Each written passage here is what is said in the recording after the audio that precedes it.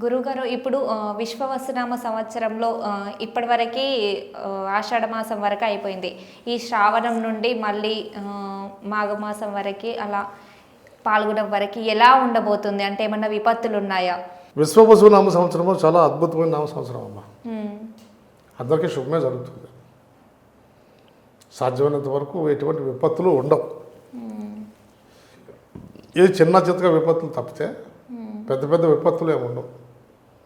ఈ విశ్వవసునామ సంవత్సరంలో రైతులకు పోయి బాగుంటుంది. రైతులకి పంట చేతికి వస్తాయి. అపరాలు పండించే వాళ్ళకి ఇంకా బాగుంటుంది. వాళ్ళు మెట్ట పంట ప్రాంతాల్లో ఇంకా బాగుంటాయి. అన్ని విధాలు కూడా అనుకున్నాం. ఈ సంవత్సరంలో అందరికీ బాగుంటుంది. ఇటు వ్యాపారులకి బాగుంటుంది, అన్నదాతలకి బాగుంటుంది. మరి అందరికీ కూడా అనుకున్నాం మంచి ఫలితాలు వస్తాయి.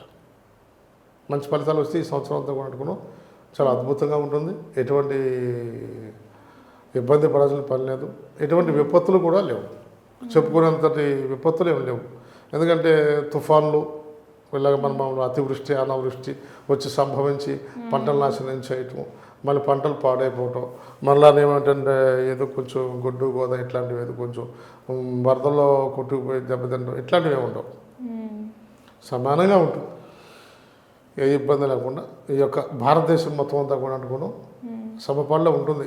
ఈ యొక్క సృష్టి, ఇది సృష్టిలో జరిగినటువంటి యొక్క మామూలు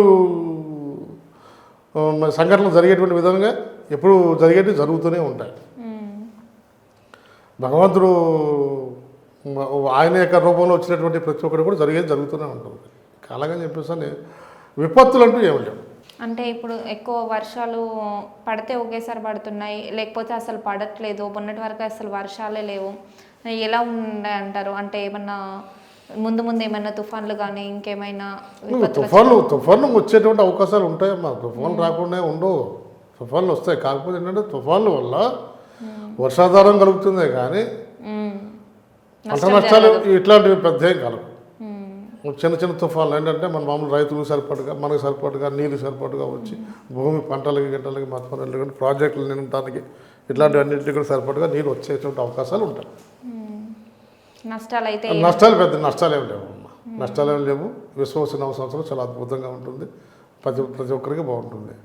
కొత్త కళాకారులు కూడా చాలా బాగుంటుంది. కొత్తగా వెళ్ళిన కళాకారులు కూడా చాలా బాగుంటుంది. సినిమా కళాకారులు చాలా బాగుంటుంది. అందులోకి ముఖ్యంగా అనుకున్నాం ఈ సంవత్సరము మరి పవన్ కళ్యాణ్ గారికి మహా అద్భుతంగా ఉంటుంది. మహా అద్భుతం, మామూలు అద్భుతం కాదు. ఆయనకి ఎనలేని పేరు వస్తుంది అనమాట. ఎక్కడైనటువంటి పేరు మహా అద్భుతం పేరు వచ్చేస్తుంది. అంత అద్భుతంగా ఉంటుంది ఈ సంవత్సరం.